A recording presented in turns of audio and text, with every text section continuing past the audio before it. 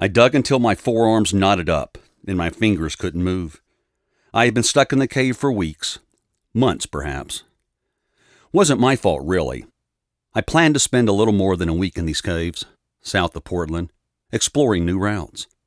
Amazing, especially in these postmodern times, to go where no one else has gone, to be completely alone for even a few days. The plan was simple. Go down, explore, map the caves, and come out. Then the earthquakes hit. I was underneath, and there were these sudden shocks, a lot of them. Stalactites fell from the ceiling above me. One crushed my watch as I protected my head with my hands. Then the slide started. I thought of running back up the route I had just come down, but dirt and rocks filled up my route faster than I could think, and I watched as my only way out was blocked. I wanted to cry, to scream, to be saved, but after a few hours of that, I knew it was up to me.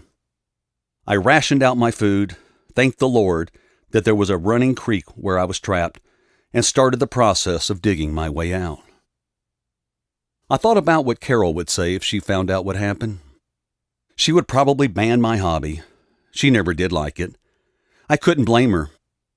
After a few days, when the cup I had been using to scoop dirt broke, and I resorted to using my fingers, I was certain that I wouldn't want to look at another cave again. Food was running low when I finally felt the dirt and rocks give way. I punched through to the other side and widened the hole. I came out into the mouth of the cave. It was a room-sized, ball-shaped hall that led up to the cave's entrance on the side of a hill. I was expecting Carol to be waiting for me. After all, I was late by several weeks, and she usually overreacted to everything. But there was no one. I didn't think anything of it until I climbed out of the entrance. At this point, my stomach grumbled for food, and I felt weak. I knew I had a few energy bars on the dashboard of my car, and was looking forward to eating them. That's why when I saw all the trees were gone, nothing but a few stumps, and a coat of ashes coated the landscape, I couldn't fathom what lay before me. I looked to where my car should have been parked, but there was nothing. I double-checked the cave entrance. It was the right one. No doubt about that. The slope of the hill that tongued out of the cave entrance was the same shape as I remembered. The outline of the hills and mountains around me also seemed about right, except there wasn't a tree to be seen. Though who really memorizes such things? A forest fire. Certainly conditions had been getting drier recently. That meant an accidental spark could have set this all off. How sad, I thought, that such a magnificent forest had been destroyed. I shook my head. Carol might not have been able to get out here. The place could have been closed down. Or worse yet, she could have been mourning my death. I looked at my map and made out the nearest town. I could make it there before nightfall, and hopefully find a phone to call Carol.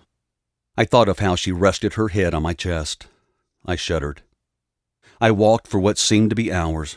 I couldn't tell where the sun was because of a thick coating of clouds, but it seemed to be midday when I started. Nevertheless, as I walked through the ashes, I noticed there was no burnt wood smell. There really wasn't a smell, just clean air. No insects either, and though I was certain it couldn't have been past August at the latest, it was bone-chattering cold. You would think that having been in a damp cave would have prepared me, but I was shivering by the time I saw the shipping container. It seemed to be located in an odd place, but I welcomed the sign of humanity. I was hoping that there was some sign of life here, because I didn't have the energy for another push over the small hill behind the container. I regretted leaving the cool waters of the cave. Never imagined I was going to want to go back in there. I leaned on the container and jerked back when I heard a voice.